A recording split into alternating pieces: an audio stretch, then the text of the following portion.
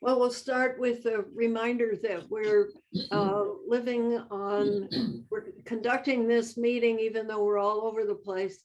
I think all of us are on land that once was indigenous land of various tribes in the Pacific Northwest and perhaps other parts of the country. David will introduce our guidance person for today. Glen Anderson is an activist, organizer, and teacher since the 1960s. I've gotten to know him reasonably well over the past couple months because I took his webinar thing, that 2 hours once a week for 6 weeks that he gives fairly frequently on nonviolent organizing. Really amazing that he puts that out for nothing for people, because there's a lot of work involved in that. So he's now involved in a number of progressive causes. I think you work closely with Washington Physicians for Social Responsibility and plays a key role in training individuals and groups in nonviolent organizing techniques. And some of what Glenn has done in the past included this anti-nuclear weapons stuff, ensuring social equality for women and minority groups and the disabled, and particularly opposing military spending, opposing the death penalty, promoting immigrant rights, and pursuing environmental justice, and of course, justice in healthcare. So we're hoping to sponge off his talents to help us, particularly as we face the struggles that Andy talked about in privatizing Medicare, which is going on. 300,000 people have been moved into these private equity for-profit plans without even knowing about it. So it's an honor that Glenn accepted our invitation to help our chapter work to minimize our weaknesses and maximize our strengths as we head into this critical year of 2022. I might be the only non-medical person in the room here, but I do have a long background of supporting universal single-payer healthcare. I've been working on that for quite a long time. And many years ago, David was a guest on my TV program about it. Sarah has been a guest on my program twice. I've done a number of programs. Long ago, Paul Pruitt and Mary Margaret Pruitt were guests on my program. We were radio. So I keep working on that, as well as a lot of other things I've had in the TV series I've done, and lots of other work I've done with things involving writing and trainings and so forth, all as a volunteer. My actual career was different professional jobs in state government. So David took my 6 workshops about grassroots organizing at the end of last year. The workshops include handouts that are resources that people can use no matter what issue you work on. And he asked if we could use one of these resources and send it out to the PNHP list and invite people to send their responses back, and I compiled them. We had 5 responses as of a few minutes ago, and I've got the updated data, and I'll bring that up on the screen. The resource was put together by somebody else about 10 reasons for an organization's success, and then 10 reasons for organizations' failures. And there's a rating scale that you can do for each of these 10 factors as to what extent is this factor present in your organization. And so there are 10 of these factors that help an organization succeed, and 10 of these factors that lead toward failing for the organization. And I've got the data, and I can bring that up. I'm assuming that we'll spend some time walking through this. I'm here to help you folks. And if walking through these will be helpful, that's fine. I'm happy to also have a conversation with people as to how we might do this. So give me a moment to bring this document up.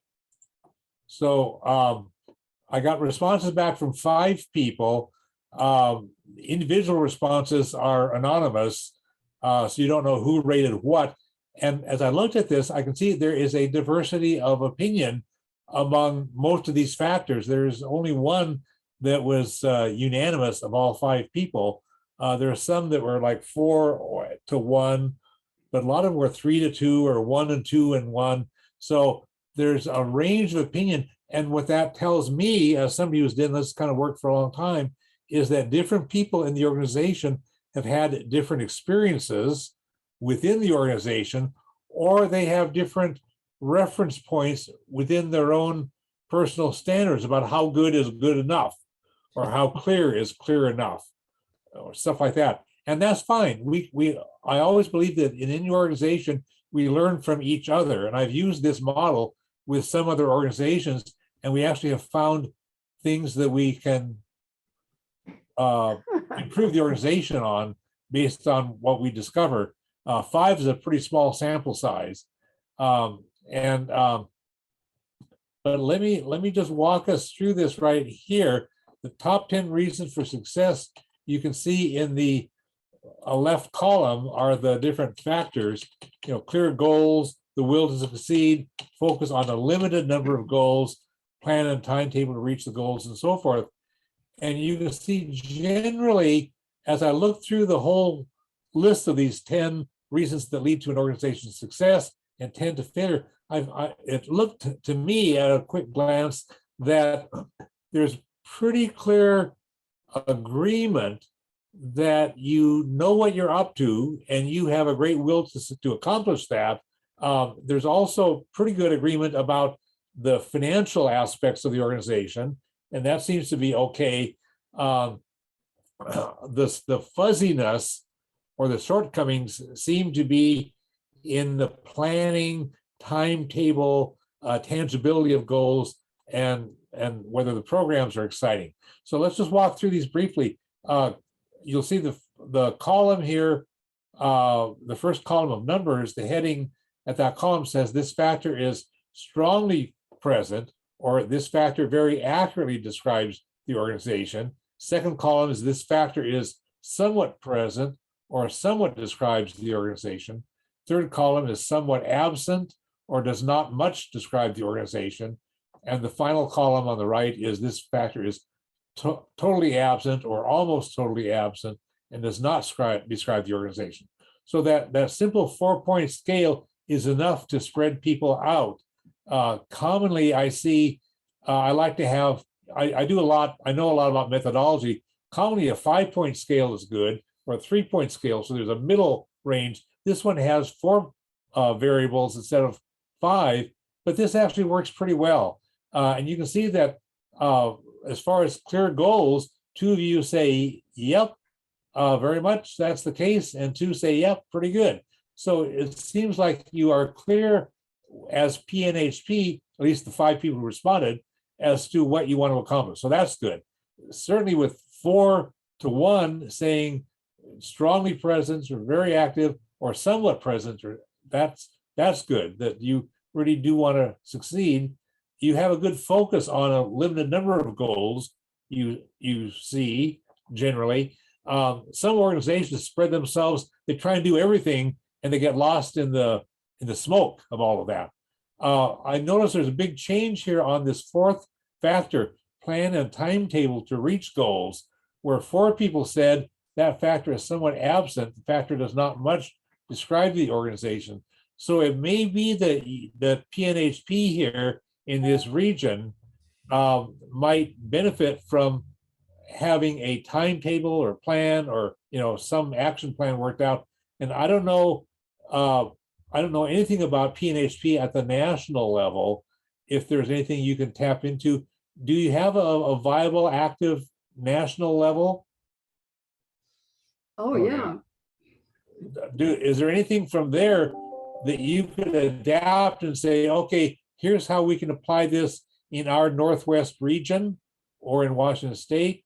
But there may be something there that you could do in terms of tangible goals and a timetable and plan to get there. So that one, I would flag that one for anybody there in the group who's taking notes. And the next one about tangible goals, similarly, you're split where 2 people said, yep, somewhat present. Yep, that's somewhat like us. But 3 people said, no, not much. This is somewhat absent. So again, these are the things. And then the one after that is exciting programs. That was in that middle range as well. So, and then the fun one, you guys need to have a lot more fun doing it. if we do our organizing right, one of the things I tell people in my workshops is if we do our organizing right, people will actually have fun. People will enjoy it. People will, other people join us because they go, wow, these guys are actually productive and they enjoy being productive.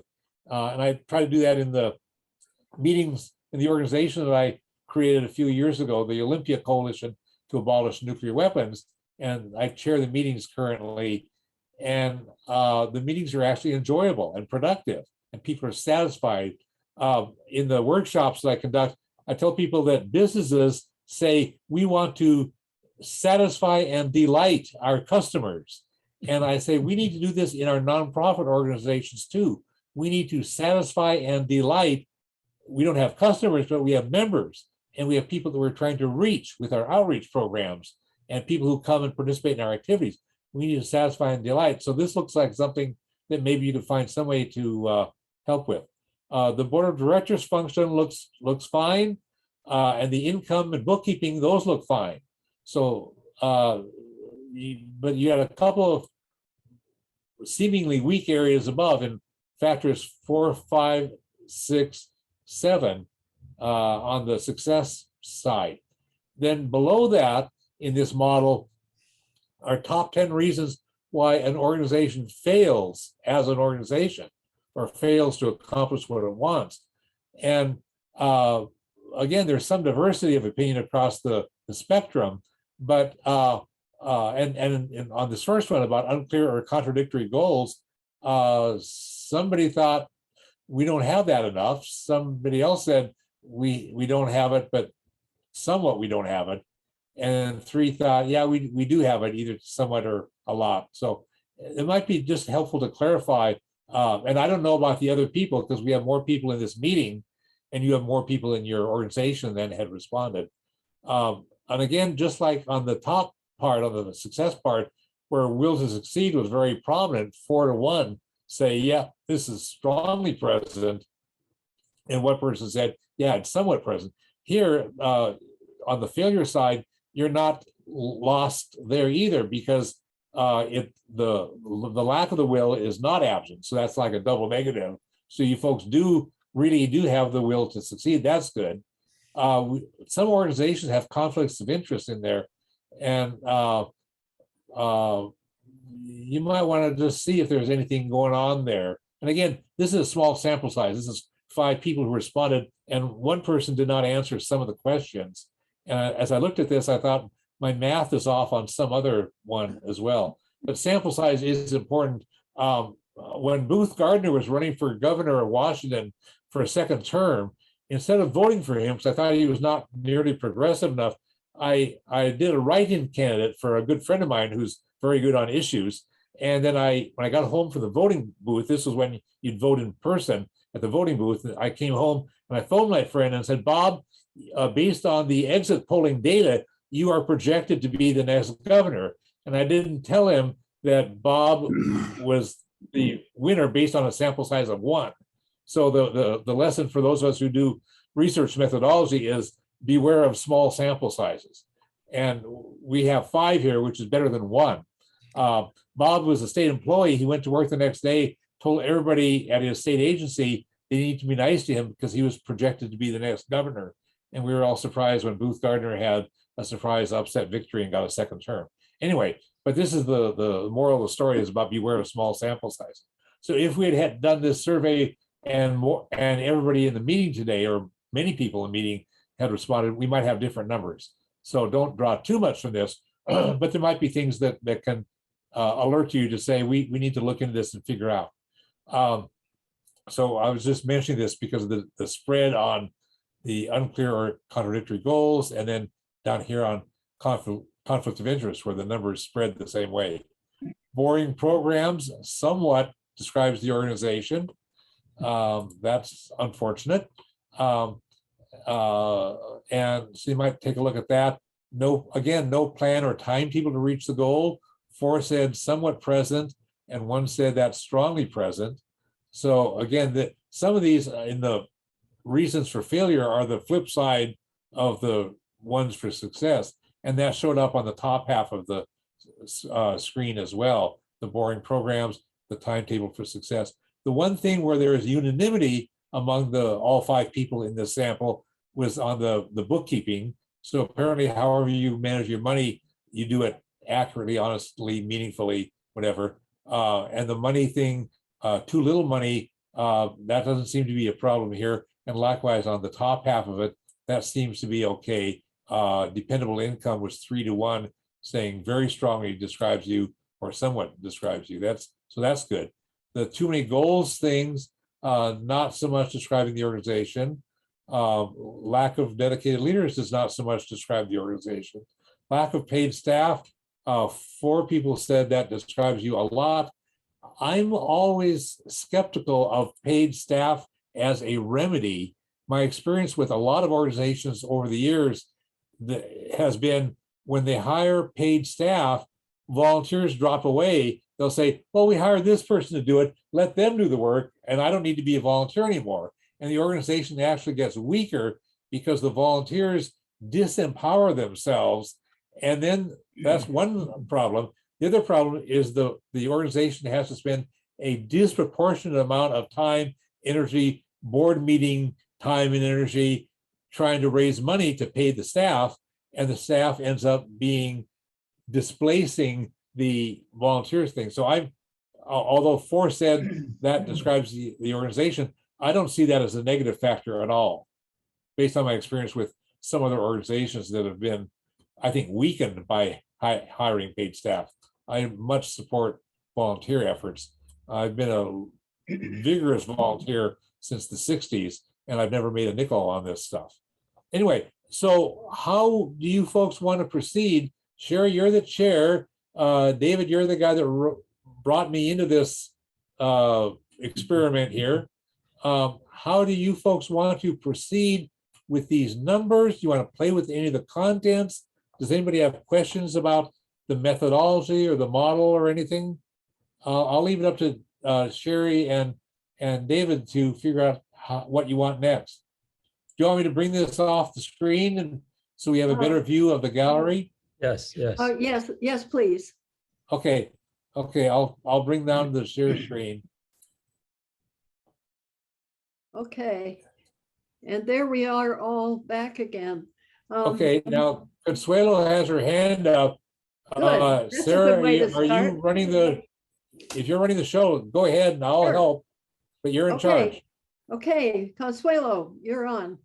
Thank you. I was just wondering, what is the name of your model and what kind of literature is behind it? I don't know. I saw this quite a long number of years ago and I saved it and I've used it a few times. I do not know who developed it, and I don't know if there's an organization or research or anything behind it. Sometimes these things get developed because somebody with a lot of experience says, I'm going to boil down my wisdom and create this model, and then it's out there and then it gets spread around like a virus. and so I don't know anything beyond what I've shared with you thus far. But I've used it, and if an organization actually uses the results, they can find some meaningful ways to proceed. Well, oh, David, you have a hand up. Yeah, some of those things that you were looking at in those boxes relate to what might be called the strategic plan, like intermediate goals, end goals, and so on. And we had one, I think, 4 or 5 years ago, and then we've had a strategic plan committee that one of our members who, fell ill wasn't the chair of that, and we've never really got that going again. So I think a strategic plan would help us with some of these intermediate range goals. Everybody understands that our long range goal is single payer national improved Medicare for all, a la Pramila. But then there's also, I say most of the organization going on in the state right now is around the state, trying to get some universal health coverage at the state level, and Healthcare for All Washington is kind of leading that, along with Healthcare as a Human Right Coalition, which has 30 organizations or more that are pretty much focused on the state level, although they understand that you need some enabling federal legislation to help the states get the federal monies into a state plan, you know. So that's where, and within our chapter of PNHP, was quite a bit of dissension early on about doing anything at the state level and focusing totally on the national level. And some of our members left over that schism. And the other side is the people who think we got to do this in coalition. So we're working with Healthcare as a Human Right Washington and Healthcare for All, you know, and trying to, you know, march together as a mesh. Yeah. Oh, Dana? Yeah, so in looking at the questionnaire we filled out or form or whatever it is, a lot of the discrepancy, like, I think are related to clear goals that we have. And as David said, we're all for establishing Medicare for all, but the question is on what level? And this is a constant somewhat divisive thing in our organization. Our organization is how much effort are we going to devote to national Medicare for all versus a state plan. And so a lot of the responses in this questionnaire, I think, are related to that.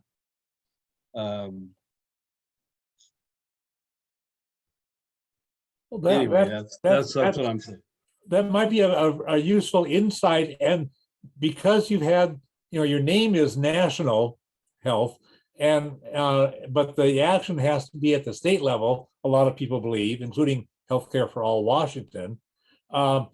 It may be that if there's a diversity of opinion there, that might be not a problem. It might be we have two kinds of things to work on. There's a national level thing and there's a state level thing, and they're both valid, and different people may have a preference for one or the other. My approach always, and I've been a very strong supporter of the state level Healthcare for All Washington, but my approach always on all of these issues that we care about is we've got to build a grassroots movement so that the public is demanding this, because Congress will not give it to us as a gift. We have to change the political climate, the culture, so that the public wants this. And even then they may not do it. Like, there's a huge majority of the public that wants to get big money out of election campaigns, but Congress won't do it because they're addicted to that. But on a lot of these things, social justice kinds of issues, there's been a shift in the culture, and nobody can get away with rolling that back. You know, there's the culture. If you look at movies from the 1930s and 40s and 50s and 60s, everybody was smoking. Smoking was the cool and sexy thing to do back then. And now everybody knows smoking is gross and disgusting. And that will never be, smoking will never be the cool and sexy thing again, because we've had a shift in the culture. And we need to have a shift in the culture, I believe, that says healthcare is a human right, just like the coalition says. And when the culture demands healthcare as a human right, then that's going to help PNHP, Healthcare for All Washington, and all the rest of the people, the National Nurses Union, and everybody else. So my emphasis always in organizing that I do is we got to move the public before we'll get the politicians to do what we want. Anyway, that's my pitch. But this state versus national thing, maybe that's just a good, smart strategy that you have some diversity on, and that's okay, and not something to worry about. So anyway, that's my pitch. All right, can I just add a corollary to that? Yeah, I don't think we need to move the public. The public is totally supportive of national improved Medicare for all, and they're also supportive of state healthcare programs as well. So I don't think that's an issue. Our problem is, and this relates to the plan and timetable to reach our goals, is the political powers that be are just not there. Yeah. And they haven't been for, I don't know how long, probably forever. Yeah. Probably since Lyndon Johnson. So, we can't really have a really cogent timetable, because it's always related to what's going on politically, Yeah, yeah, which they're never always, seems to be in our favor. yeah, they're always It's well behind the, before- they're Well, always before behind public Lyndon opinion. Johnson, it was take FDR. He Yeah. couldn't get it. Yeah, so we got to find some way to translate that public opinion into effective political pressure somehow, because the public is ahead of the Congress on all kinds of things, climate and human rights and everything else. Go ahead. That's enough of me. Thank you. Well, Okay, Ronnie, your hand is up. I think the power of this organization is in the goals, the clear goals, the clear work that the national organization is doing. It's information that we can use locally, statewide. It's so well done. It's based on work of people all over the country, and it is really powerful. The specific points that are emphasized, the table talks that address issues within single payer are so well done, and I think people from this state have contributed to that, and it's just powerful to see. So I think that there are some very clear objectives. And when we talk to state legislators, Healthcare for All Washington focuses on state legislators, every single one of them addresses the national issues. So it's important stuff that we need to be aware of, that we need to be communicating about. And I think PNHP, the national organization of PNHP, is really a godsend to make this whole system work. One factor or that was not rated really highly in this survey was fun. And I think that we belong or participate in volunteer organizations to have fun, but we often define it as other things, to find meaning in our lives, to get value out of connecting with other people. And this is one of those organizations that I think helps build that. So while having fun in the sense of dancing, although I went to a PNHP event that was at a Foreign Legion Hall, and I got to dance with the woman who was leading the white, or not white in a racial sense, but the senior group, the white, I forgot what it was called, but there have been fun parties with PNHP as well, and I think maybe we misinterpreted, or the people that did more than I did and took the time to fill out the survey really might have misinterpreted what you were meaning by fun. I think we all get a lot of value out of being a part of this organization and out of the teaching and the modeling that the national organization provides us. So I think fun is much higher than what we really talked about. Yeah. Well, and in listening to what people have said as they introduce themselves and as we've interacted, there's a lot of mutual appreciation, mutual respect, joy in the collaboration that you folks do, and mutual respect across this organization and Healthcare for All Washington and healthcare is a human right. I mean, so those things are kind of fun but not in the frivolous kind of fun way. But I appreciate Ronnie's approach. This is a joyous group of people to be with because we're doing good work and we care about each other. Okay. David, you have your hand up. Yeah, I think we've been hampered in the past 3 years by this COVID thing. You know, previously every year we had an annual public meeting. It was usually at Kane Hall at University of Washington, and we would get well-known speakers from outside of the the area to come in and be our main speakers, like John Nichols from Nation Magazine, and we got, what's her name? Amy Goodman. Amy Amy Goodman. Goodman. We got 800 plus people when she was there. Yeah. And also, that was a weekend where they would spend one afternoon with students at UW. And then on Sunday, we'd have like a going away party at somebody's house with food and drinks and fun.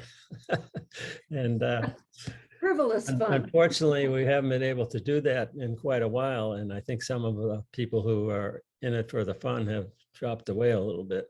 Zoom makes it so much easier. And I think we have people who would come to Zoom rather than our monthly meetings at Yeah. Providence or Swedish, that they would give us a room, and it's nice to gather together where you can actually see and talk to people individually and hang around for a little while. But so I think that's taken some of the fun out of it. Then it's basically just Zoom now. Okay, Kathleen? Glenn, I'm really glad you're here. And I had remembered meeting you one other time in the past, and it's a pleasure to see you again. Thank you. I just want to say, I think that we have some conflicting goals, and I think we should talk about them. One of them is a national program, a national Medicare for All program. Andy, I think, kind of is in favor of, at least that's what I heard, Andy. If I'm wrong, you can speak out and clarify that. He's in favor of the military, that model where the physicians work for the government and they're paid Socialized by the medicine. government. Socialized medicine. Yeah. Then we have the state level program. And we have more than one of those. We have Whole Washington, and we have WIST, and we have a Universal Healthcare Commission that we're working on right now to set up a state program. So I think there's some fractioning in there and people get confused.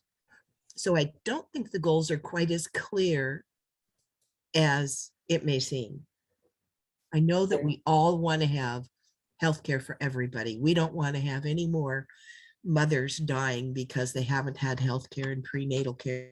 We don't want any more babies that can't get to the hospital and be cared for.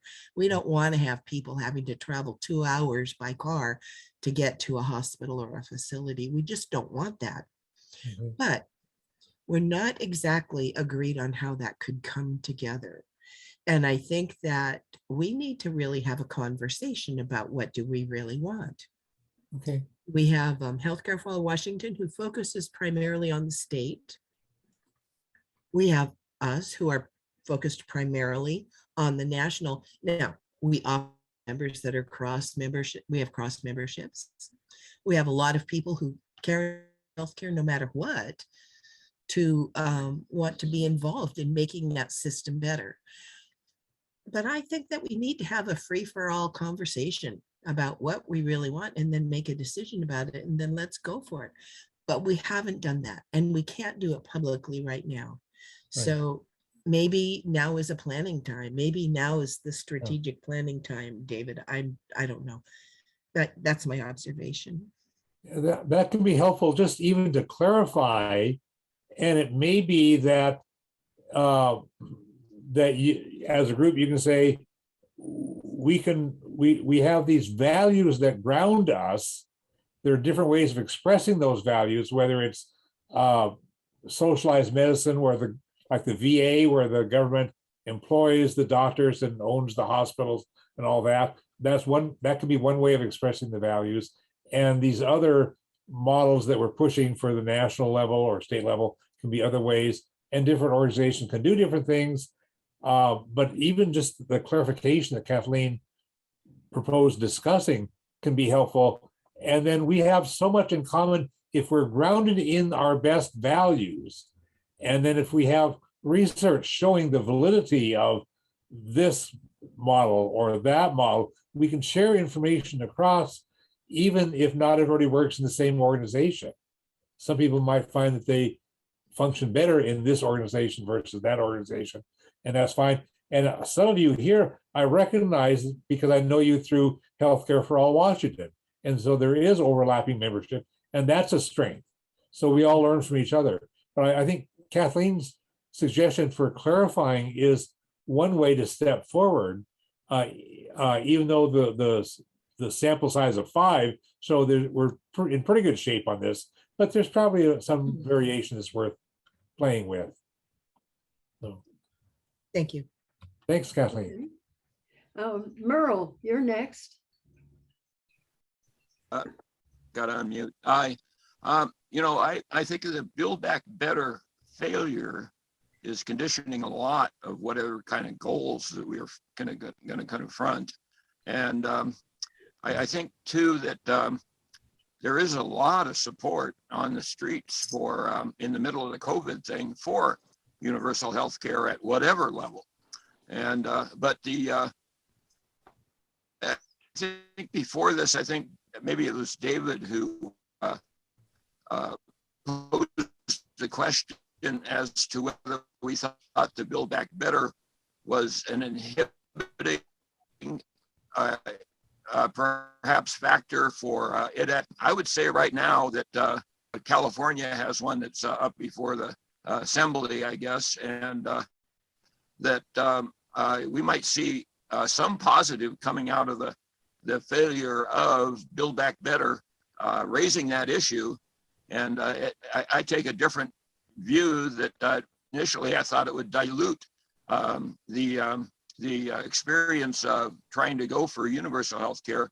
But right now, I think it's made it stronger and maybe got a few bigger politicians invested in it. Well, thank you, Merle. And I think one theme that I see coming through is that while we would all agree that if magically a wand could be waved and we would have Medicare for all across the country, that would be wonderful. But that would require federal action. And right now, the federal government seems to be mired in inaction for various reasons. So, you know, so now what? So what do we do while they're struggling over where's the bathroom? What can we do at the state level? So that also tends to fraction out our goals, simply because of the difficulties of federal involvement. I can just say, as a person who's been out of not involved with PNHP for a long time, that seeing David the other day at the rally, at the MLK rally, made me realize how PNHP members have kept their eye on the prize, and it was with gratitude for that. But I think I have been discouraged to put my energies into this effort because it seems so, at this moment, so impossible, just given this dysfunctional Congress. So I'm here sort of to see if I'm encouraged by what you all are doing, and I can totally understand why it's not terribly clear what the most strategic move forward is. I personally think, you know, if a state has the will and the votes to make a single payer system or something like it doable, and that its success will trigger action in the years to come at the federal level. But so I personally am still a bit riding on the fence of how much of my own energy I want to devote to this versus fighting for Democrats in key states to win in 2022. Enough said. Well, those are very good points. And there are many different fronts to the battle, so to speak, of how to get to the goal. So you've named a couple of them. One is being involved with organizations like this that are moving towards really national ultimately, but maybe the state would be a good way to go in an intermediate step. And your other goal that the supporting Democrats because the Republicans seem to be no-saying machines is a possibility. While we are nonpartisan and cannot support any given candidate, as individuals, we're all free to go do it. So it is another route to what is possible future success. Okay, well, Glenn, you had your hand up next. Thank you. In relation to the discussion about do we want federal level, do we want state level, I keep thinking about the great example of Saskatchewan. And I believe Washington State could be our nation's Saskatchewan, because when Saskatchewan created a good system, all the other provinces said, wow, this is great, we can do that too. And we know that there have been efforts in a number of states, including Vermont and Colorado, California, and so forth. And I don't know where those are going to actually come out and succeed, but it might be that out of the 50 states, Washington might be our Saskatchewan. And I think that would be fun. There's this historical notion among historians that during the era when colonialism was falling out of favor and different people in different nations said, you know, we're sick and tired of being a colony, we're going to declare our independence and become an independent nation. And more colonies did that. And you had what the historians call a revolution of rising expectations, where you could no longer be stuck, have to be stuck saying, I'm just stuck being a member of a colony. You could say, I could help lead a liberation movement for independence. And this swept the world. And it's like an idea whose time has come. And if, as several people said, the public actually wants universal single-payer health care, we can help make this an idea whose time has come and make sure that the media understand that the public wants it, make sure the politicians understand that, and we can move toward having us be in Washington State, be our Saskatchewan. That's my pitch. I just want to stick in one little thing before we go to Dana and Hugh. Saskatchewan did it in 1947, and they did not have to deal with federal funding. Everything was funded in the province. That's not true in the United States now. And the federal funding is about half of what is spent on healthcare in any given state, which means you cannot kiss that money off. You have to do something that brings it in, or it's unaffordable. And that is what racked up Vermont. And we'll see how California does. And it has been a sticking point in previous efforts, like to get the WIST in Washington State. Can I respond to that comment? Yeah. With what you just said? Well, I mean, because we're kind of getting, so yeah, it's true that Vermont, they actually passed it all the way to the governor level. And by the way, I think as an organization, PNHP can chew gum and walk at the same time. I think it shouldn't be a divisive thing, but you know, if we keep it at the federal level, you have modern monetary theory, which is that we don't have to worry about the funding mechanism, but you do have to worry about bad faith Democrats like Manchin, like that, unless you get like an FDR who can outsmart, which there's no, I mean, Bernie was the closest we got, but I think in the meantime, like absolutely, like looking at the state level, because Washington of the last decade is kind of the bellwether state. Because if you look at how cannabis just like, this was one of the first states that passed it before California. And as far as like Vermont versus California, because Vermont actually did manage to pass it all the way to the governor level. But then, like, as you know, the industry's ganged up on it. But in California, when we had SB 562, the whole talking point was like, yeah, if California passes this, California was the 5th largest economy in the world. And we were like, yeah, it'll be a domino effect. It will be like Saskatchewan. But the problem with California, is because there is so much money and power, there's a lot of that corrupting power.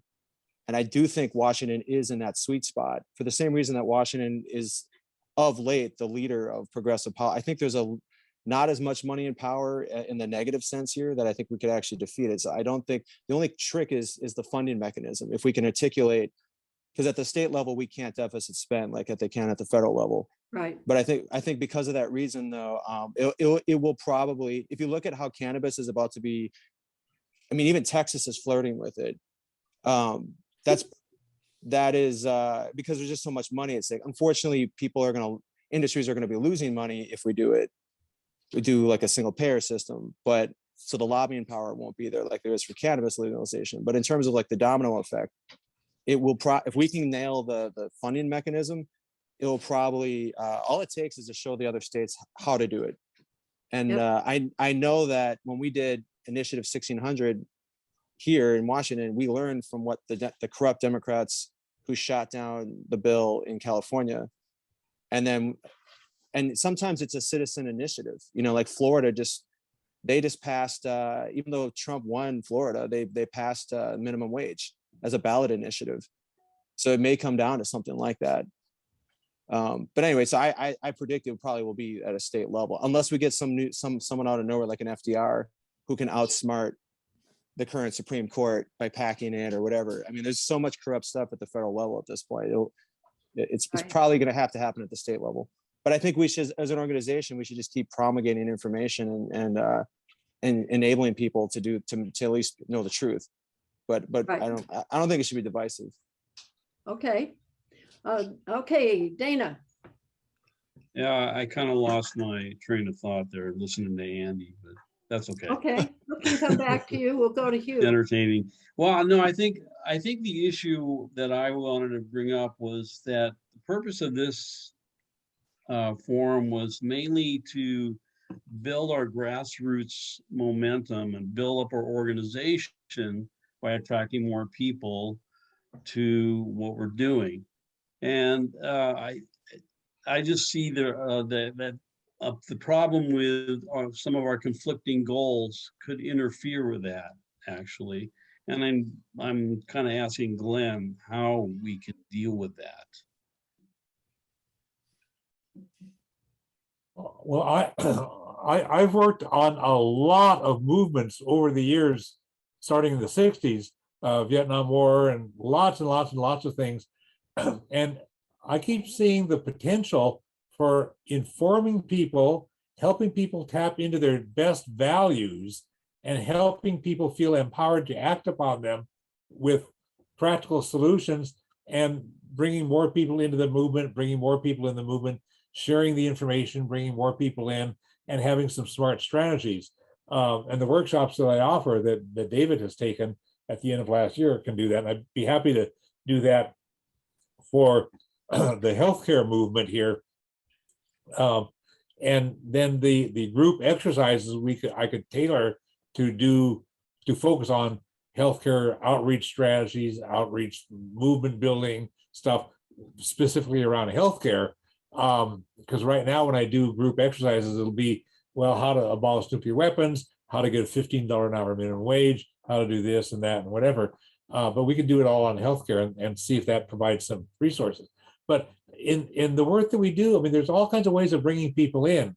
And I don't know how often folks in this organization write letters to the editor of local newspapers or to other ways of getting the word out. But even national organizations that publish magazines, the Progressive or Mother Jones and so forth, they have letters to the editor. They have somebody who will take off on something that was in the June issue, and then you write a comment on that and raise our issue, our concern, and get that published in the July or August issue as a commentary on what was in the June publication. I mean, we need to get this out there and about, and this has to be something that every person is talking about and aware of, and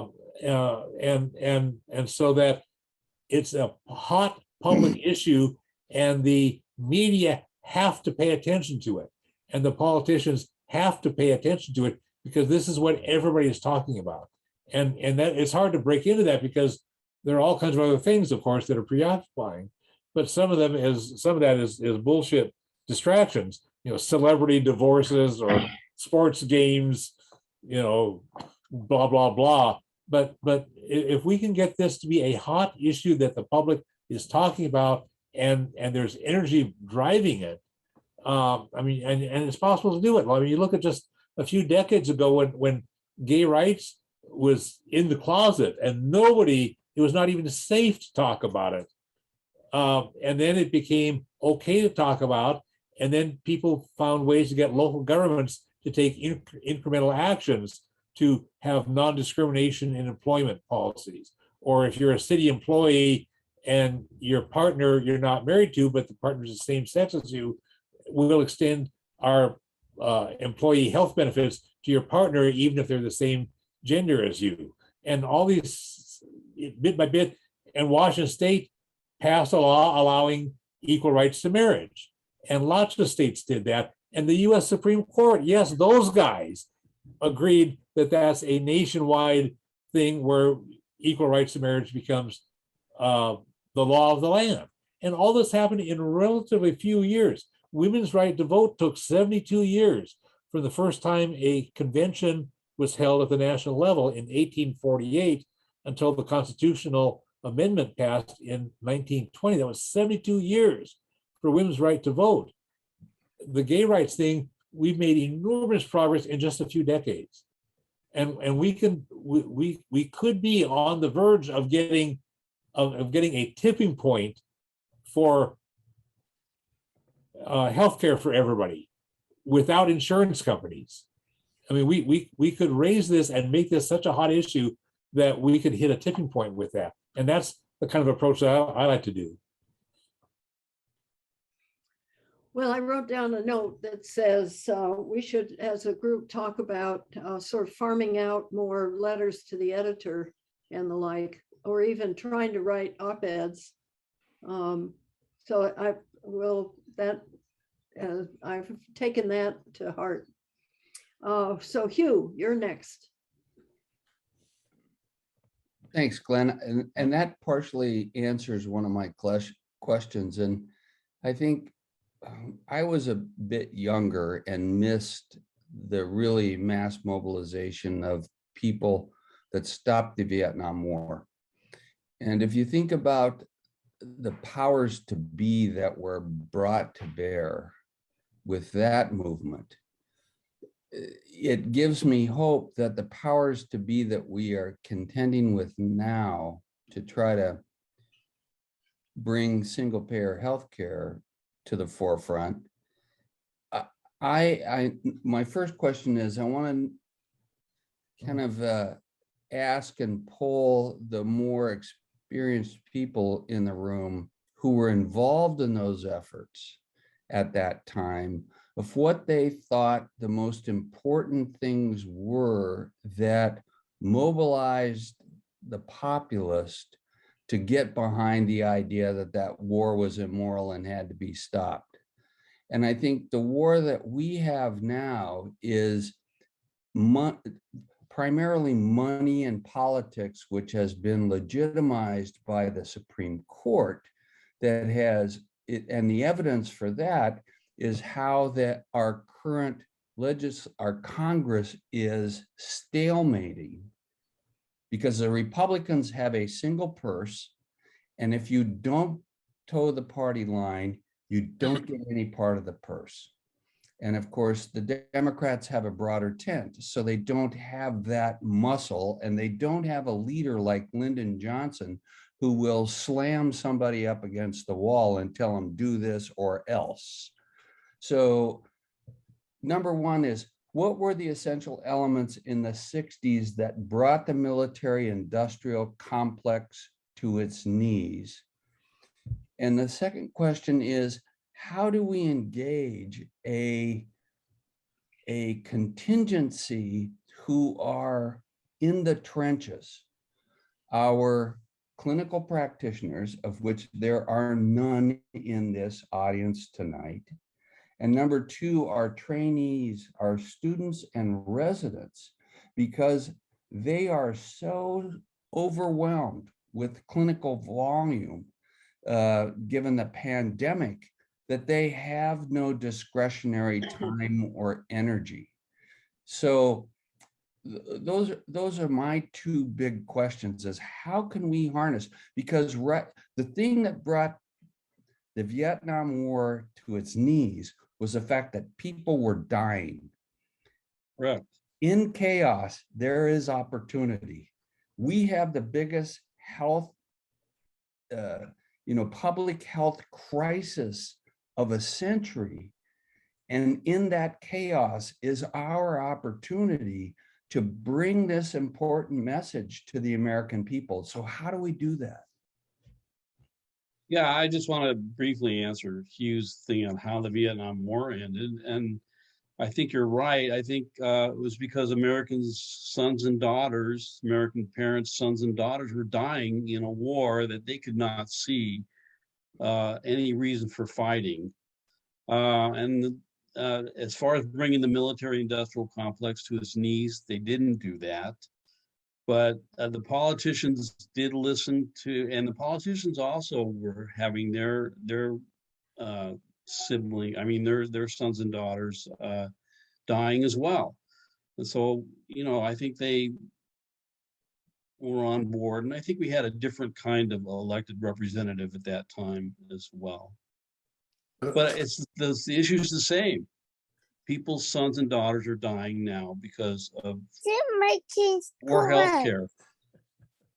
One other thing, let me interject. In the anti-war movement, people were willing to put their careers and their lives on the line by getting out in the streets where, look at Kent State, they could get killed just like that. And there were places like that all over the country. And when people saw their buddies getting out there and putting their futures on the line, they did it themselves. So that was part of that mass movement.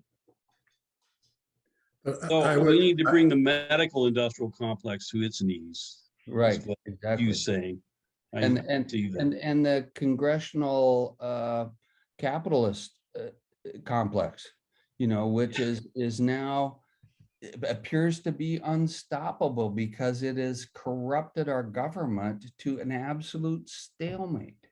Absolutely. Tom, I'm interested in what you had to say too. Well, I was just going to say, Hugh, a slightly more cynical answer to the first question. I think it was the draft, and it was white people, privileged people who were subject to going and fighting and dying, and their voices were heard.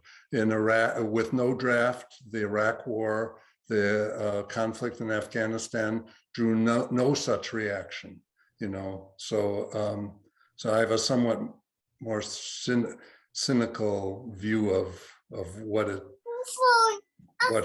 accomplished the end of the Vietnam War. Well, don't forget we had a different press. I feel like commenting just being like, I'm an Iraq War veteran, and we had a different press in the 70s. I think the Pentagon Papers. Walter Cronkite was a different type of person. Now we have CNN. I was military pre-Iraq War, post-Iraq War, and I saw the BS of what it was this great idea of to go to war with Iraq because of 9/11. And our current mainstream media is a business. When you have Boeing and Lockheed Martin, doing your commercial ads, Fox News, of course, is no help. But even the so-called left-wing media, and then you have the Koch brothers have been declaring war since the 80s. You have the Federalist Society. Since Reagan on, the Overton window has shifted right, going all the way back to when Clinton created the New Democrats. There's a book called Listen Liberal by Thomas Frank. Good book about what I'm talking about here, right here. It's right in front of me. But I mean, but here's our hope is that, millennials, they don't watch CNN. They watch independent media. The internet is a double-edged sword. There's a lot of misinformation, but there's also, it's the new people's platform. And as I brought up in our meeting this weekend, as I said, I intend to help PNHP connect with a lot of the popular internet channels and utilize, Instagram and Twitter and stuff like that, and have a presence there so that we can be, because it will be about information. At this point, it's the control of information, I guess. At least give people information so they can make up the right mind, hopefully. But How can we be a positive use of that information channel as opposed to the negative use of it, as evidenced by the front line this week on Alex Jones?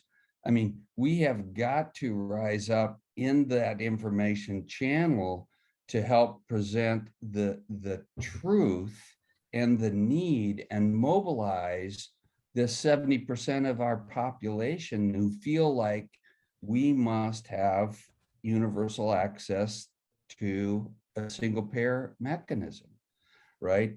So somehow we have got to mobilize ourselves to do that, to counteract this other huge momentum that has all of this money behind us. So the internet is a blessing and a curse. So we have to utilize how to do that. And I think that's a great idea, Andy. Or, I think in my old person, let's buy a full page ad in the Seattle Times. That's old school. But the new school is to utilize these internet mechanisms to get that message out, to mobilize the populace, to put the pressure on our politicians to do the right thing. luckily, the new town square is YouTube. And there's been people who have created some channels. Like I said, someone asked me this weekend, in Brooklyn, it's called Sam Cedar and the Majority Report. In Portland, there's a guy called the Humanist Report. A lot of these people were like poli-sci majors. And, each channel, some of them are straight up journalists like Jordan Sheridan from TYT. TYT, the Young Turks kind of got this all started. And then a lot of these have branched off. And, some of the reporting is, you have to treat everything with a grain of salt at this point, including NPR. But I think that my goal, at least with PNHP, is to help them as much as possible before the red wave hits. I think we have to, there's a very strong possibility due to the gerrymandering and everything else, Republicans are going to take control in the fall. And that's going to be really hard then to stop this privatization of Medicare. And I think between now and then, we need to just get out. We need to utilize as many good faith channels as possible to get the information out, So maybe, I would like to get David in an interview on NPR if I can, I have that connection, a very tenuous connection, but I want to, but then the stuff that like the lesser famous channels, but that are famous in independent media that have like a strong, progressive, and by progressive, I mean, like they're big into Bernie and whatever, reach out and get and build the new zeitgeist, because the biggest thing going on with this, like right now, we used to be on offense with Medicare for All, but now we're on defense with these direct contracting entities. That is going to really gum us up. And the worst part about it is that everybody is asleep to it. No, there's so many so-called informed people I know who aren't even aware of what I'm talking about. And we really have to wake them up, and we have to get them outraged, because it is an outrage. But that's the only thing, when people, that's why they're getting away with it. And I want to send the group at some point the video of these. It's been 3 CEOs. One of them was Jared Kushner's roommate. I know this because The Intercept, they covered it. But one of them was Jared Kushner's roommate. They're talking about it. They're talking about this privatization of Medicare. Like it's just they use very boring sounding. They make this very corrupt thing sound very boring. So of course people tune out. We have to make it interesting. Yeah. And it is an existential. I believe that this is an existential threat to us when they do this, when they dismantle Medicare, so to speak, because between Medicare and Social Security, that's the last 2 safety nets that's holding America together. And I think the ramifications are terrible if they convert Medicare to, because eventually that is the Intercept covered this, and I can send the article to the group. But the ramifications are like, it'll be just as crappy as the regular broken healthcare system. But I mean, we really need to wake people up to, it's an existential threat. I say, like it's that serious. Andy, do send that Intercept article to me and to David, please. I will. I'll do that tonight. Okay. Now, let's see. Let's move on to Merle. Merle is next. Yeah.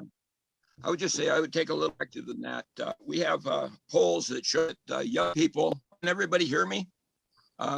No, Yes, polls it's that really show that hard. young people are much more politically left, and that we have a different situation than we had back in the 60s. I was transformed by a lot of what happened in the 60s. We had to fight against a Cold War mentality. Right now, we have many Republicans who actually support healthcare and healthcare for all. It's a little different situation. I think what you got to think about mostly is networking. Like I was out in the streets with 350 Seattle, and I'm a member of 350 Seattle, where we were doing a lay down in the street demonstration with a lot of young people who were invested in, as I see it, doing civil disobedience, who were, we didn't have any police around. That was the most insignificant thing about it, was that we got carte blanche. Then could plug into that is we also did a major demonstration in front of Liberty Mutual, who invest dirty fuel by investing in their investment structure. Now, I think there's this possibility for networking that we never had back in the 60s. We had to kind of develop things from the bottom up, make transitions with the Black Panthers. We had the women's movement going on quite strong at that time. And it just transformed itself over a long period of time. I think right now we have a lot of young people who are perfectly in position and want to be. Like I think 47% of your young people identify with socialism, and that we have a platform already that's going. What? Okay, Merle, we're kind of losing you, but I think. And a lot of the media wants to make it sound like that there's some strong. Merle, you're breaking Merle, up. we're kind of losing you. It's breaking up, but I think I can summarize what you're saying is that we really should look at attracting younger people to more active actions like demonstrations or sit-ins or lie-ins or whatever, that might be a really good way to increase our spread and power. Okay, Ronnie, you're next. So just to add a couple of things to really emphasize that it wasn't just one aspect. It wasn't just young people that will make something happen. It's not just, well, like Tom, you talked about the fact that white families really revolted when their children came home in body bags. But it also was the fact that the black families were not accepting the status quo of having their kids killed as well. And in fact, the government reacted to that stronger than they did to the white families because they didn't know how to control it. And government, the police and everyone were afraid of the reactions that were going on in the black community. So it wasn't just one thing versus another. And it's not one group that's going to answer these issues. So my history or the story or the message I want to share with young people like Hugh Foy about that, ending the Vietnam War was that it was a whole combination of things. And it was the veterans walking home with walking and coming to demonstrations in wheelchairs with missing limbs, with disfigured bodies, with families just crying out loud in the streets. It was a combination of all that. And I think David McClanahan, you can share that the people in Vietnam had a lot to do with that too. They were sick and tired of a war going on there. And there was a lot of pressure on the United States to wrap that whole thing up. So it was a whole bunch of different factors. And I think that we're going to have to pull those things together to make single payer happen in the United States. It's going to take labor. It's going to take people of color. It's going to take gender awareness. It's going to take all the health equity issues that our system is throwing up. It's going to take all of us working together and pulling that off, to pull this off. Well, So that's all I wanted to share. Thanks, Sherry. thank you. Yeah, thank you, Ronnie. Kathleen, you're next. Yeah, hi. I just wanted to say, at the state level, I think we have a pretty strong insurance commissioner. And I think that that person is a real ally for us Mhm. in the, I don't know, I don't want to say the fight against insurance companies, but I guess that's really what it is. And I think that not only is it a lot of support from that quarter, but also there's a wealth of information because people complain to the insurance commissioner about problems. And therefore we have wonderful stories that can come out of that. And I'm kind of wondering if maybe an insurance commissioner might not be a choice that we might ask to have him come to our APM Well, that's a great and idea. talk at some Yeah. point. And also he is supposed to be, at least I've talked to him about it in the past, and he's confirmed to me that he was a single payer advocate. So I think that maybe we could get him on board, and I would love to see that happen. And also somebody from his office was on our commission.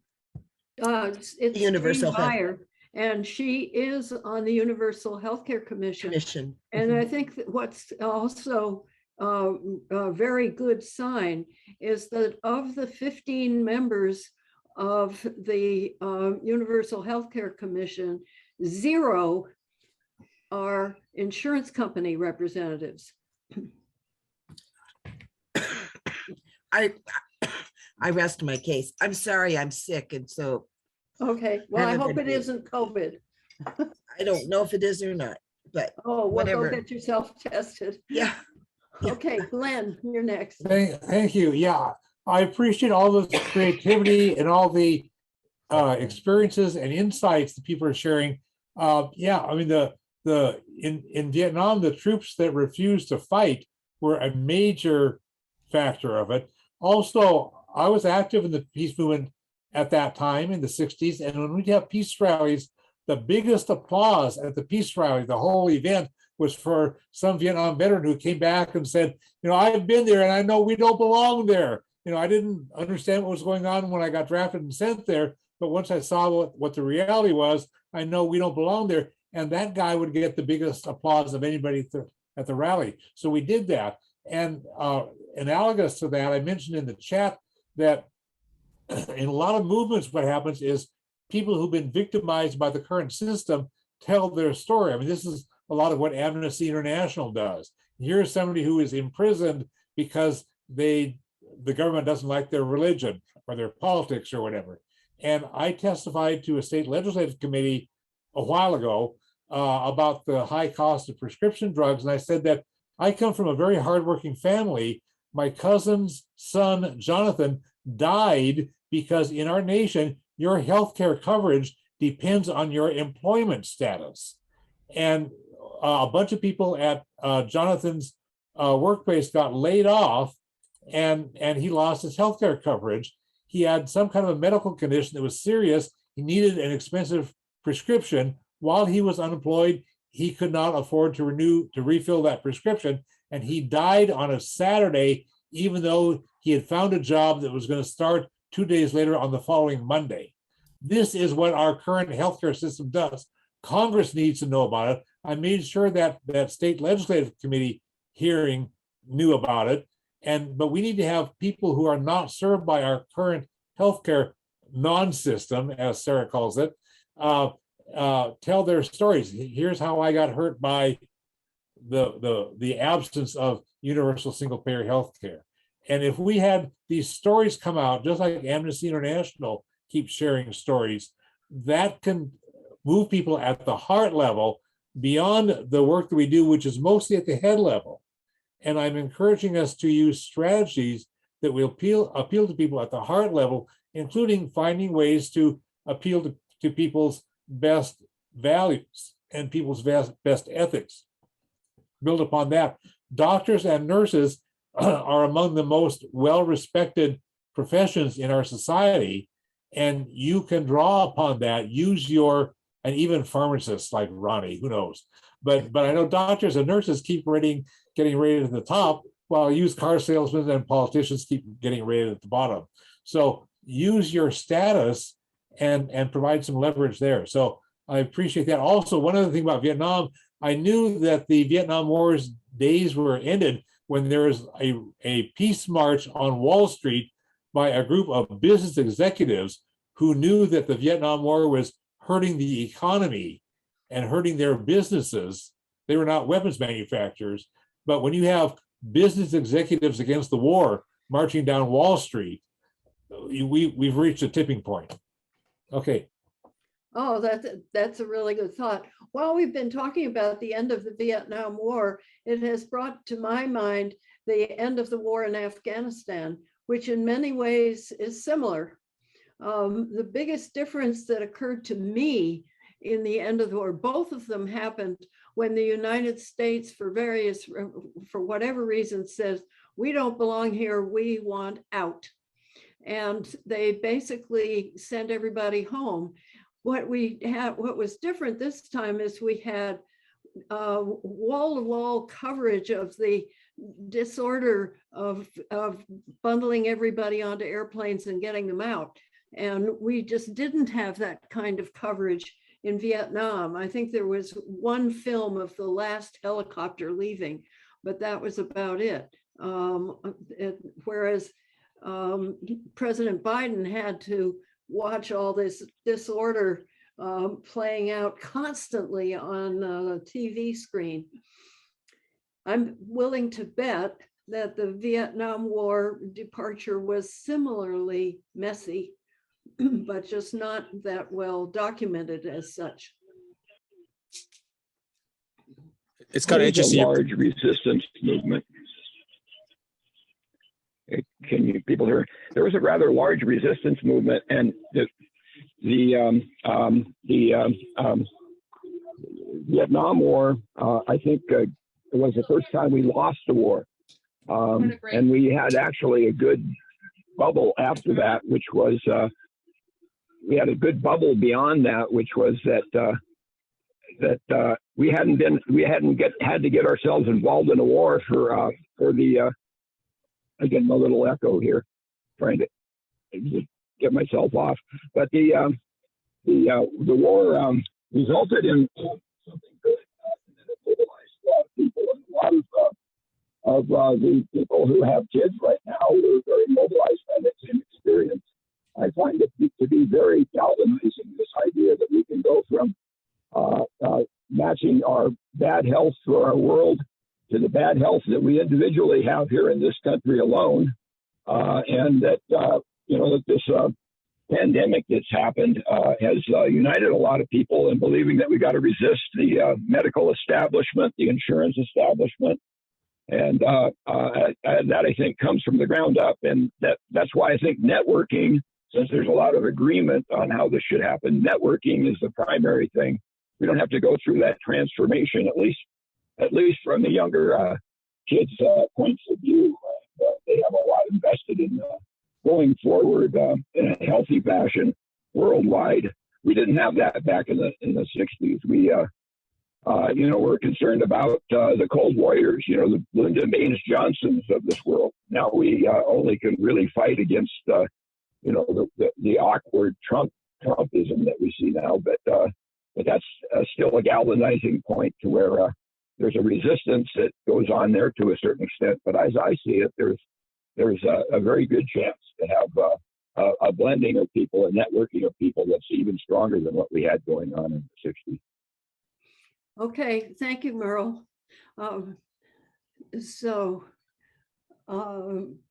Anybody more want comments, or are we about, Glenn, do you want to kind of pull it together? Well, again, I offer, as I've offered to Healthcare for All Washington and a number of other organizations, if we can get, if an organization wants to round up some people and schedule my workshops to help you build your movement from the grassroots up, I'd be happy to facilitate it with the group exercises focused on your issue. And I've offered this to other groups working on the climate and other issues, but all of these things need bottom-up grassroots movement planning. And based on the data from the survey with a sample size of just 5 respondents, it seems like, and really the smart thinking at tonight's meeting, it may be that some planning might help us move forward. There are other things also that go beyond the scope of what we've talked about here. We've talked about young people don't have a plan for that and stuff, but it may be that because of the workshops I do or other consultations I'm happy to do free, I do pro bono consultations for organizations, and we could talk again about outreach and stuff, but all that stuff is embedded in the workshops. They include how to devise outreach strategies to bring different kinds of people in.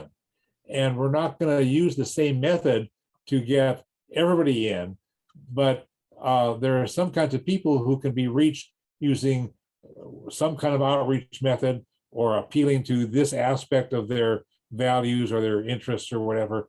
And you can pull together a coalition, and people have mentioned that coalition aspect during tonight's meeting. But it would be fun to play with that. So again, I'm offering that, and it's always free. But I do appreciate your David's initiative in having tonight's meeting happen so we can play with this and get that survey out there to generate some data for us to grapple with. And I'm enthusiastic about the issue. I have been for a great number of years. And we need to help make it succeed. I think we could engineer progress toward a tipping point. And a couple of people have talked about that here. Even though we have our circumstance now in the US is different from what Saskatchewan had because of the federal funding here versus provincial system, still we're in a society that has tipping points. We're seeing at the national level a tipping point where maybe fascism is what our nation needs, some people think. I mean, they think that they can engineer a tipping point, and they're doing that bit by bit at the state level by rewriting election laws and staffing election vote counting things with true believers instead of honest folks. So they see themselves in a movement to bring America back to a white dominated nation with fundamentalist Christianity dominating a theocratic nation, like we have a couple of nations that try to impose their religious beliefs on their entire nation.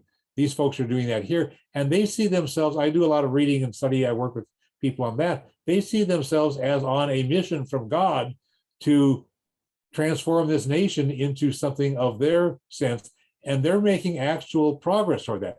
We need to be doing this on our issue, and people who value democracy and truth and honest science and climate protection need to be doing these. We have all kinds of movements going, and we need to engineer our grassroots movements smartly, strategically, until we can hit tipping points that will allow us to prevail, succeed. Well, as Yeah, far as go ahead, David. as far as the grassroots, our biggest weakness, I think, is we're all retired. And the grassroots for us should be the, as Hugh mentioned, the younger physicians or younger healthcare workers who, you know, if we got them to work with us, they have contacts with the grassroots just as well as we do. And we know that, 60% of doctors are in favor of national single payer. So we've got to get them, out in the streets, so to speak, or, becoming active. And that's always been a hard thing, particularly with younger physicians who work like crazy and have young families and medical debt and that type of thing. But if we could solve that problem, and, the National is encouraging us to reach out to lapsed members, people who have been members in the past and given pretty good sized contributions, get a hold of them and see if we can get them back in to be more involved. Does National PNHP have resources, strategies, models, templates, anything that we could adapt, outreach methodologies or anything that we could adapt at the state level? They were behind this lapsed member campaign that every chapter across the country was supposed to do. And they gave us templates and,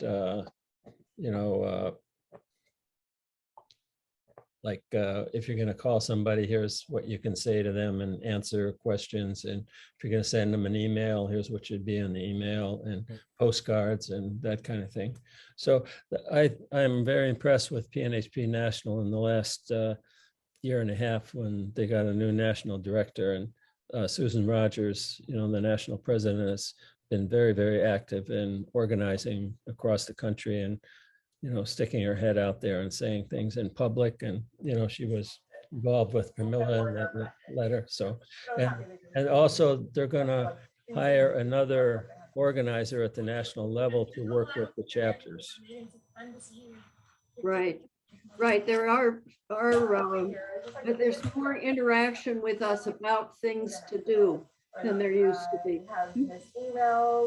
Yeah, I think I would like to take Glenn up on his Consuelo, offer you need to. Okay, never mind. Go ahead, Glenn. I would like to take Glenn up on his offer to help us in our organization building and conscripting young doctors into our organization to get them active. And maybe some strategic planning. Second of all, I'd just like to thank you for your positivity in this organization building endeavor, which to me has always been one of our problems in trying to build up our numbers. So I think that would be great if we could organize some kind of Zoom, I guess it would be a Zoom call, and interact and have Glenn lead an organization building kind of seminar. There's a methodology I've used a couple times it's based on strengths, weaknesses, opportunities and threats, SWOT analysis, SWOT analysis. Maybe somebody has seen that. Kathleen, you've seen that? Used? And the idea there is that within any organization, there are some internal strengths within the organization, some internal weaknesses, and the exercise that we had leading up to tonight's meeting looks at the internal strengths and weaknesses. It also looks externally.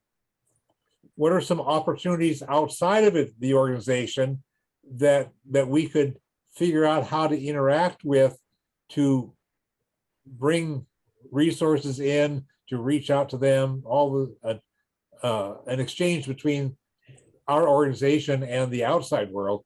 And the fourth letter, the T, is for threat.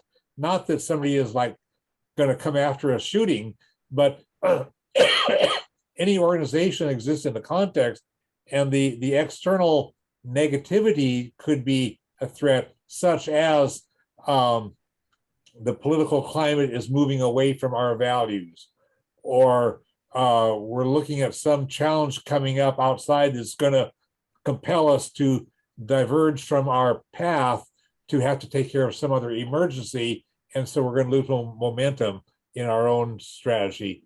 Those are threats on the outside. So it's strength, weaknesses, opportunities, threats, SWOT.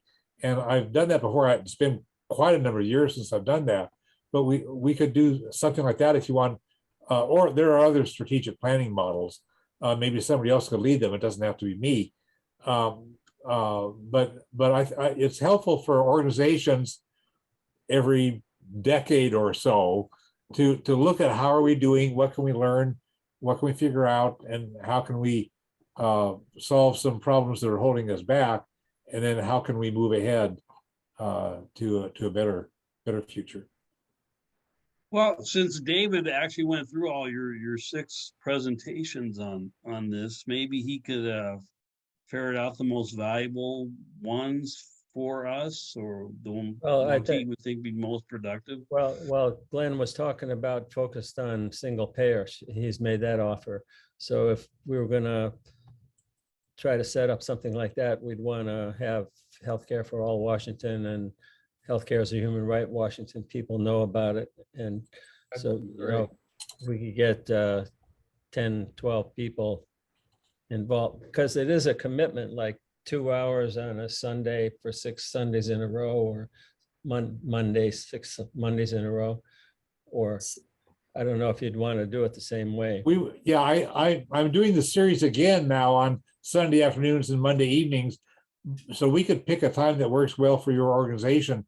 I know Healthcare for All Washington has a special event on the second Wednesday of each month. So I don't want to disrupt their schedule by doing our thing on Wednesdays. Right. We have to figure out, but I like David's idea of bringing several single payer groups together and see if we can get a few people from each group to do, if you want to do the workshops. If we want to do the SWOT analysis, that's really suited to an organization, unless we want to bring people from different organizations together and do a SWOT analysis regarding the single payer movement. And that's workable. That goes through step-by-step brainstormings where, okay, let's look at these things. What answers can we brainstorm to these questions? And that can be done on a movement basis for single payer, not limited to one organization like PNHP.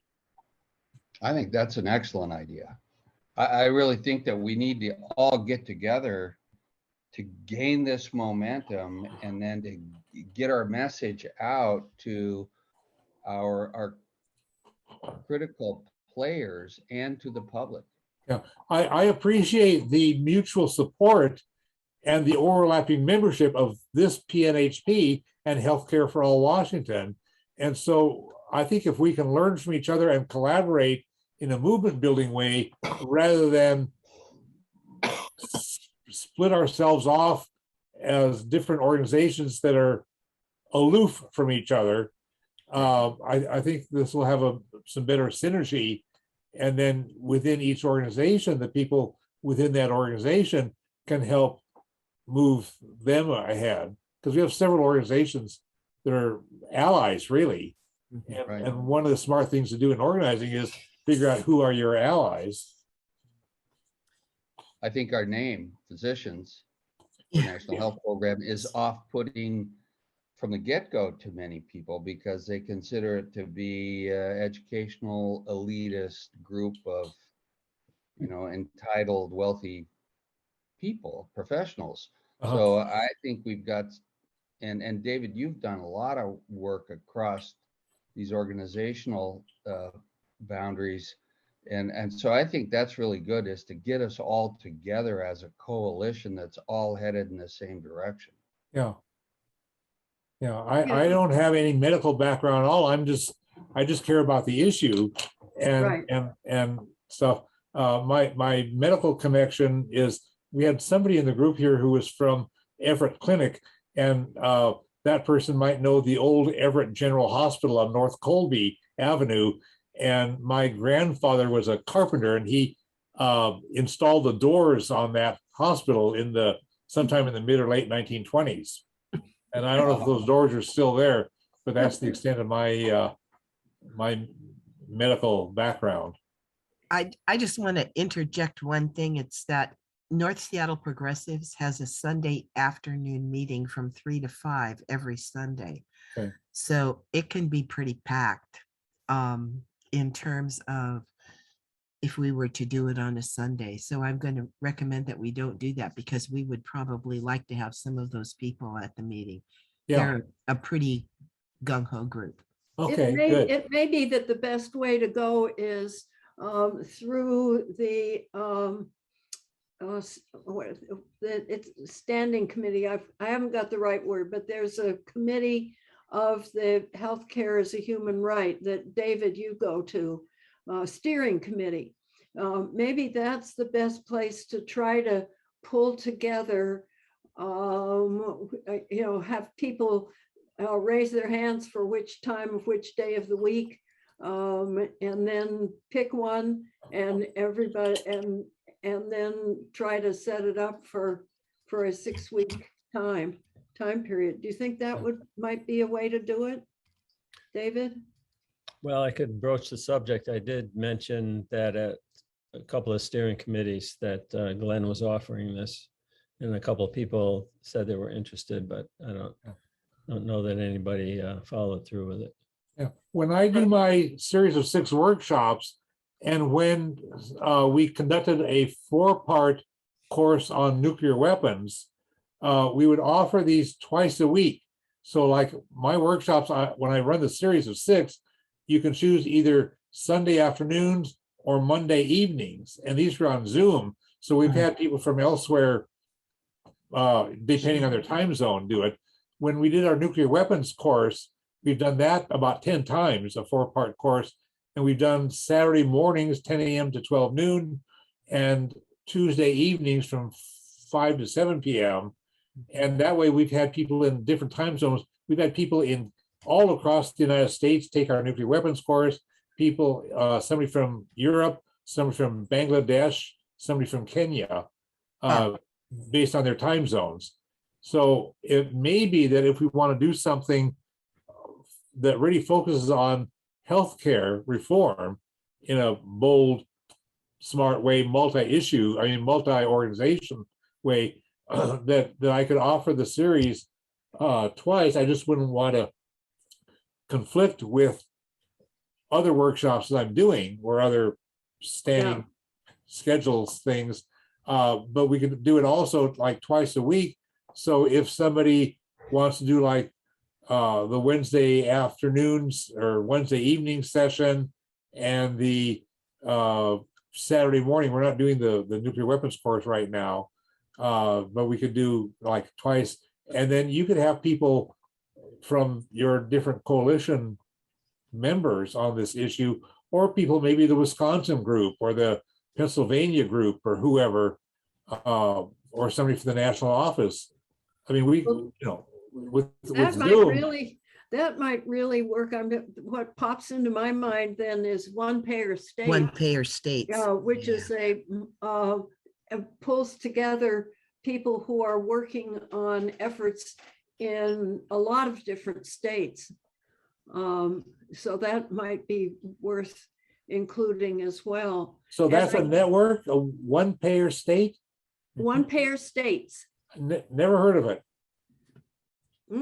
Well, they're like California would be a one-payer state. They're working on making it one-payer. Pennsylvania. Mockers and that is Chuck what is it? Pinocchio. I want to say Pinocchio, but yeah, that's it. It's close. It isn't quite Pinocchio of the nose. Pinocchio. Got to say it with Italian accent. That's right, Dana. They have a lot of, it's an amazing blog.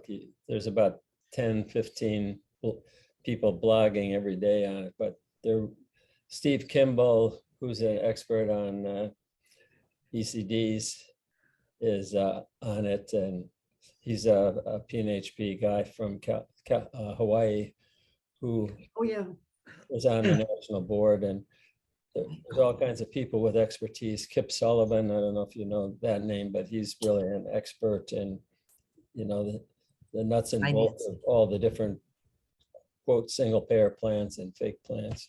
So it's definitely worthwhile following that. In fact, Catherine Lewandowski from Whole Washington is the national treasurer for it. So she pipes in. Consuelo, what did you post here in the chat? I saw you have a link here, which I copied. I'll read later. I'll copy it for myself. But Consuelo, you said something about the 36th legislative district. What do you have in mind for that? So I just got, that's one of the reasons why I was running to run their meetings, to be their PR person. Yeah. Just got voted to be their PR person. So we invite the 36th LD in Washington is one of the largest LDs. It's one of the most densest LDs. There's lots. Paul Olenkamp is a member, for example. I think Chris is also in the 36th. There are a lot of people with a lot of interest. We get somewhere between 100 to 150 people per meeting. Wow. So we could definitely, I could invite you if you guys were interested, along with Healthcare for. I think the idea of coalitions is always excellent. I feel kind of weird, like I'm talking at a place because I'm not a doc. I mean, I'm just brand new here, but we would love to have you speak. Oh, well, so are you, I want to just clarify, Consuelo, are you talking about a separate thing that I would do for your 36th legislative district? Or are you talking about having them join with Healthcare for All and PNHP and so forth with a larger resource effort for single payer?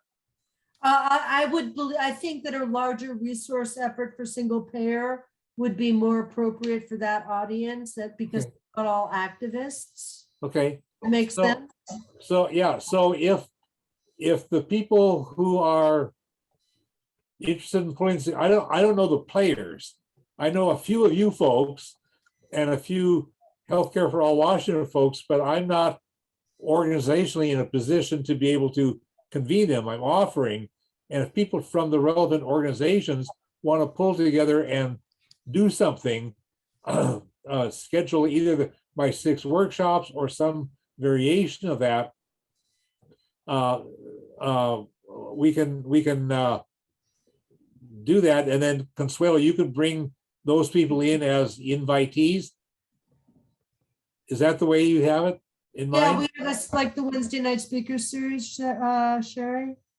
Well, something like that. But I think the best place to organize this is going to be through the Healthcare as a Human Right Coalition, which has, like 38 member organizations. And I don't know if there are any individual legislative district Democrats, that obviously it wouldn't be Republicans, who are part of the Healthcare as a Human Right Coalition. But that would be a good idea, would be for somebody from the 36th legislative district to attend as part of that. Well, so already we're doing coalition building and outreach here. So we're already on track. This is exciting. And so these are opportunities. And then once we get the thing, whatever this thing turns out to be that we're scheduling, once that is set and scheduled, then further outreach could happen. I mean, if somebody has an email list of progressives in Snohomish County or Pierce County or whatever, or a local Green Party group or a remnant of a radio coalition or something. One thing that occurs to me is that if we got Healthcare as a Human Right going on this, we set a schedule, we could then let one-payer states know about it, and some people from that might choose to join. Okay. And we could also let organizations that might not be part of Healthcare as a Human Right, like the 36th district Democrats, or North Seattle, or North Seattle Progressives part of the Healthcare as a Human Right Coalition? I'm so sorry. Yes, they are. Yes, Okay. they are. Okay. So Well, I think we're about running out of time, but I think we have a plan. We have a man and a plan, but I don't know as we'll build a canal. Well, you know what my role will be. I'll present whatever it is that the planners want me to present. It could be some variation of my 6 workshops, or it could be something different if you want me to re-engineer things. Although this pattern that I've developed is clear. I've been doing this for about 4 years now, that sequence of 6 workshops. They're well integrated. They have supplemental readings that I send out in advance, including the one that David invoked for us to use for tonight's meeting, these ratings about organizational things. And who all you folks are busy, I know. Who's going to pull together what's next? Is that David? Is that Sherry? Is that who? Oh, Sherry is pointing at David. And the reason I'm doing that is not just to get it off my back, David. Well, and I'd like to offload some of this responsibility because I'm on the steering committee of Healthcare as a Human Right, and I've got 2 other boards I'm on. So I think Dana would be the ideal person. What I was looking for at you for, David, really was to present it to Healthcare as a Human Right and see if we can get that organization interested, and then offload it from you onto somebody else on the steering committee of Healthcare as a Human Right. I think Andy wanted to be our communications person. We just assigned, him as a temporary. Is that correct? Yeah, but this is different than communications in that talking to the steering committee, we needed our person who is on the steering committee to do that. And then after that, David, do offload it onto somebody, but you can you can get that somebody in touch with Glen, and they can go from there. But especially since you took his course yourself, you're in the best position to sell it to the Healthcare as a Human Right Coalition.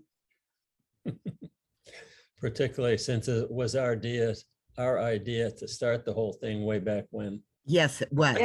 Yes. You're right. It was. Not the labor movement. Yeah, the labor movement sometimes gets a little large in the head over this. Yeah, but I put my name and phone number and email in the chat. So if anybody thinks they might need to contact me for anything, copy that information from the chat, email it to yourself, and then you'll have it. And are we talking about basically doing that series of 6 workshops? I think it would be something that could be tailored, about single payer at the state and national level. Yeah, what we would do is look at the, as you know, David, from having taken these workshops, a lot of this is just kind of general, is talking about a lot of things. Then there are some group project exercises. Okay, let's devise an outreach strategy using this model and this sample issue. And what I propose doing is saying, let's do this on single payer and apply these different models to that. Most of the general talk about stuff is not limited to any particular issue. David, are you suggesting that we should truncate some of that? The first 2-hour block is all about what nonviolence is and why it's powerful, how it works. And although it might seem theoretical and a head level thing, it really is heart level and practical, because we build upon that stuff as we do the other work in workshops 2 through 6. If there's something that we want to truncate from any of the workshops, we could do that and maybe trim it down to a 5-part thing. That first workshop on nonviolence, I'm summarizing it greatly for a 40-minute pitch to a Rotary Club in the west side of Olympia for early February. So they'll get a portion of that workshop number 1. So I could do something like that and then get into some of the other work and see if we can trim this down from 6 to 5 or maybe even 4. But a lot of the stuff in the workshops, when we have more people, we're going to get conversation, and that's going to take up a lot of time. We had only a few people taking the workshops this fall, so there was not as much conversation as we would have if we have 10 people or 20 people or whatever participating. So bear that in mind as we figure things out. And it might be that I need to work with David or somebody to figure out how do we want to re-engineer that series to meet your need. Will have to be re-engineered. Yeah. Okay, Margaret has her hand up. Yes. Unmute yourself. Yeah. Hi, guys. Thank you. PNHP is a top-notch organization. And Glenn, Dr. Glenn, is a top-notch facilitator. So I just have the suggestion that PNHP ask Glenn to create a workshop specific to the members to PNHP Washington. And when he was talking about the conversation would be just between PNHP Washington and Glenn, and all the other organizations can watch, but their agendas aren't on this table. On this table, it's just for PNHP Washington. That's my suggestion. And everybody else can be in the audience as guests, as if you were at a stage and you guys were the panelists. That's just, you're top notch. You don't Thank need you. to, I'm not a doctor. I'm just a volunteer. Thank you. What do you think about that? My gut feel is always to be very inclusive and egalitarian, so that whoever shows up is a participant. But I know that a lot of organizations have webinars where they have a couple of panel members and there might be 80 people in the audience watching, but not enabled to speak up. So what Margaret was proposing was something where there's a few participants who could speak as like PNHP Washington folks, but if we have a big turnout, the other folks would be not speaking. What do you have a sense about just that as a kind of a macro level engineering option? I don't think that would work too well. I think we need to get healthcare as a human right behind it, and then work out with them how they would like to set it up. Okay. Because yeah, I think the idea here is trying to use your seminars as a way to bring a larger group in line with itself, if you like.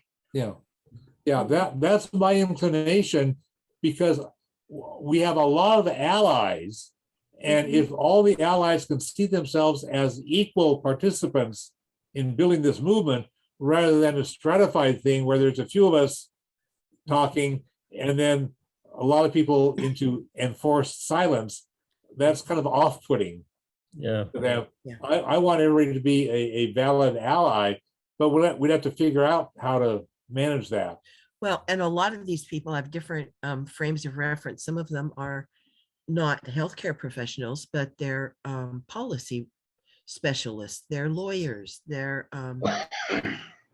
in the labor movement, they're part of religious organizations. So they have a lot of different associations and affiliations. Yeah. Well, the way I would put it is that they're coming at the issue of universal health care from different perspectives. Okay, thank you. Oh, I like that. That's a good way.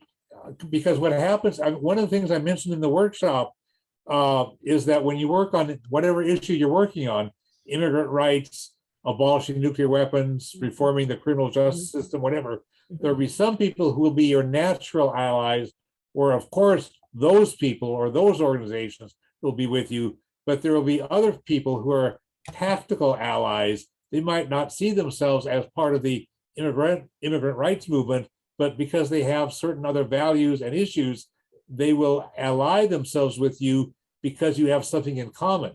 And that's fine. And we welcome them into the immigrant rights movement or the movement to abolish nuclear weapons or whatever it is. And I see this as opening the door to these all kinds of folks because the participants won't be primarily focused. Some of I'm imagining that we'll have some participants who are not primarily focused on single payer as their driving force in their life, but they can see how that relates to their concern because they really are doing anti-poverty work, and they realize how poor people get screwed over by what happens to healthcare in this country. So they need to connect with the single payer workshops so they can see that's a remedy that they can use with their anti-poverty organizing within their anti-poverty groups. Right. That's a good analogy and pick of why people from different variety of organizations may want to be involved, even if their healthcare isn't in the front lines of the name of their organization as it is with ours. Yeah, that's one of the things that we need to do in our movement organizing overall to bring this out into more people. Otherwise, it gets marginalized as, oh, this is just for doctors that care about this stuff. Or I know that the nurses union cares about this. Let the nurses take care of that. No, we need to all be on board with this. They're taking care of us, Glenn. Yeah. Yeah. Right. Well, I think we've got a plan. So David, are you willing to put this on the agenda? When is the Healthcare as a Human Right Steering Committee going to meet again? I think it's next Tuesday. Oh, well, that's nice and convenient. Would you be willing to get it on the agenda and talk to them about it? Yeah, I can do that. Okay. I realize I've dumped that on you. Let me know if there's something you want that I can do to help. Okay. Okay. All right. I think it's time to sign off here. Yeah, I think so too. We've run over. A pleasure to see you again, Glenn. Thank you. Yes. Thank you. Thank you. It Yeah, is thanks indeed. again. And Thanks so thank you much, so Glenn. much. Thanks. And for letting us all run over without too much trouble. So for the good of the order, good night. Okay. Good night. Thank you all. Oh, wait, Good night. for the good of the order, everybody should tune in on Pasara's thing with, are we at Build Back Better by Pramila. And I think Oh, it's. yeah, when is that's that? on the 25th, isn't it? I don't know, look on our website and on the blast recently, because I've been including that. What's your website, David? PNHP Washington.org. PNHP Washington, all squashed together, .org. Yeah, and so you can get a link for that. That's going to be a really good one. Okay, great. Thanks. Thank you. Okay. Hey, thank you all. Take care. Right. Goodbye, everybody. Great discussion. 5, 4, 3, Good night, 2, guys. 1.